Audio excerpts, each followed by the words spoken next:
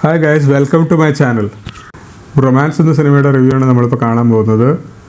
18+ ജോൻ ജോ തുടങ്ങിയ സിനിമകൾ സംവിധാനം ചെയ്ത അരുൺ ഡി ജോസിൻ്റെ ഏറ്റവും പുതിയ സിനിമയാണ് റൊമാൻസ്. വളരെ കളർഫുൾ ആയിട്ടുള്ള ട്രെയിലറായിരുന്നു സിനിമയുടേത്. അതും പിന്നെ നമുക്ക് വളരെ ഇഷ്ടപ്പെട്ട കാസ്റ്റിങ്ങും സിനിമയിലുണ്ട്. സോ അതൊക്കെ കൊണ്ടാണ് സിനിമ ആദ്യ ദിവസം തന്നെ കാണാൻ പോകുന്നത്.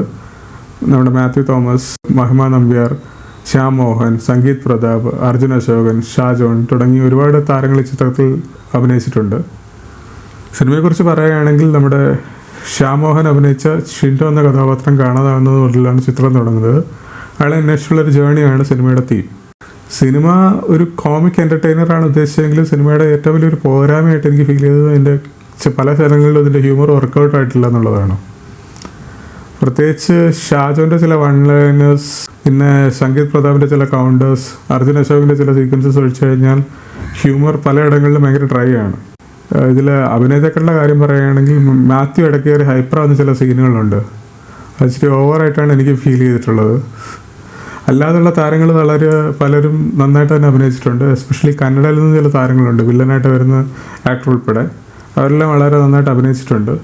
സിനിമയുടെ ടെക്നിക്കൽ സൈഡ് വളരെ മികച്ചതായിരുന്നു. മേക്കിങ്ങിനെ കുറിച്ച് പറയുകയാണെങ്കിൽ തല്ലുമാലൊക്കെ പോലെ ഒരു യൂത്ത്ഫുൾ വൈബ് പിടിച്ചിട്ടാണ് സിനിമ ചെയ്തിരിക്കുന്നത്. എഡിറ്റിംഗ് എല്ലാം വളരെ ബ്രില്യൻ്റ് ആയിരുന്നു.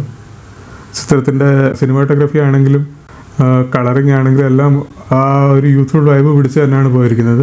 മ്യൂസിക് ഗോവിന്ദ് വസന്തയുടെ ഒരു സ്ഥിരം നമ്മൾ പ്രതീക്ഷിക്കുന്ന ഒരു ഫ്ലേവറിലല്ല വന്നിരിക്കുന്നത്. ഒരു ജെൻസി വൈബ് പിടിക്കാൻ പുള്ളി നോക്കിയതാവാം. അത് എനിക്ക് ചില ഇടങ്ങളൊന്നും അധികം വർക്കായിട്ടില്ല. ചില പാട്ടുകളൊക്കെ നന്നായി തോന്നി. മൊത്തത്തിൽ BGM ഉൾപ്പെടെ എല്ലാം ഒരു മിഡ് ഫീലാണ് തന്നത്. മൊത്തത്തിൽ സിനിമയെക്കുറിച്ച് പറയുകയാണെങ്കിലും നമ്മുടെ ജെൻസി ഉപയോഗിക്കുന്നൊരു ടേമായിട്ടുള്ള മിഡ് എന്നുള്ളൊരു ടേമാണ് എനിക്ക് ഉപയോഗിക്കാൻ തോന്നുന്നത്. കാര്യം അത്ര മികച്ചതുമല്ല എന്നാൽ അത്ര മോശം പറയാനുമില്ല എന്ന് പറയുന്ന ഒരു ലെവലിൽ നിൽക്കുന്ന ചിത്രം. പ്രത്യേകിച്ച് നമ്മുടെ തല്ലുമാല പോലൊരു എന്താ പറയുക ജെൻസി വൈബോ അല്ലെങ്കിൽ ചിരിച്ചു മറിയാൻ പറ്റുന്ന ഒരു പ്രേമലു പോലത്തെ ഒരു സിനിമയല്ല. എന്നാൽ ഒരു പ്രാവശ്യം കണ്ടിറങ്ങാവുന്ന ഒരു സിനിമ, ഒരു വൺ ടൈം വാച്ചബിൾ. നിങ്ങൾ തീർച്ചയായും കണ്ടു നോക്കുക. നിങ്ങളുടെ അഭിപ്രായങ്ങൾ ഇതിൻ്റെ കീഴെ രേഖപ്പെടുത്തുക.